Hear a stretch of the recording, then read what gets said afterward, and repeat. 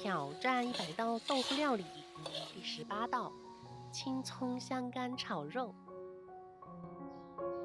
这道菜的食材有五花肉、香干、小葱和蒜末。其实放一点辣椒会更好吃。可是这2天40度的高温天气，人的血液变得燥热，容易上火，所以没放。香干有很多种，这种厚厚肥肥的，吃起来呢肉肉的。另外，它内部孔隙多，结构疏松，所以会很入味。炒的时候加点水，稍微焖一会儿会更好吃。香干刚从冰箱里面拿出来，有冰碴，所以切起来嘎吱嘎吱响。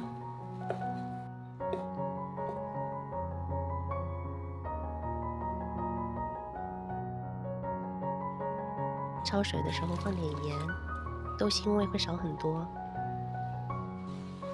焯水时间20秒就够了。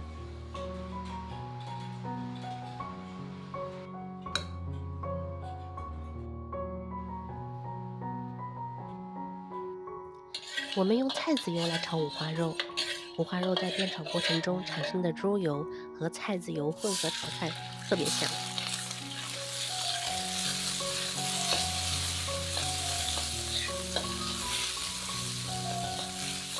肥肉的油脂煎炒出来后，我们再把瘦肉加进来，猛火快炒。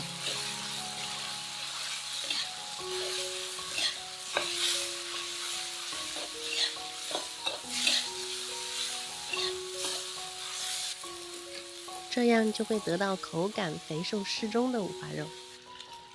肉的香味炒出来之后，我们放蒜瓣，把蒜瓣爆香，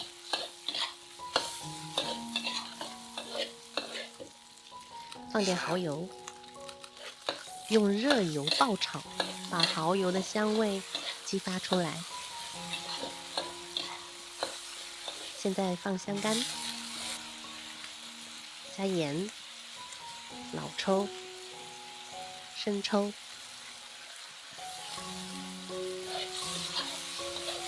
翻炒均匀。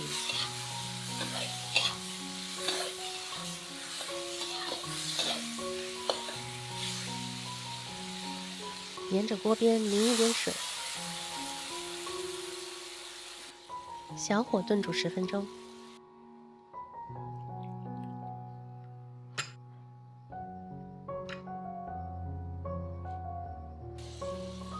最后淋一勺花椒油，加一勺鸡精，一大把葱段，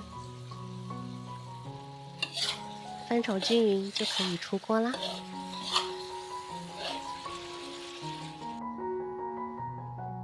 口感鲜香软嫩，十分好吃的一道下饭菜。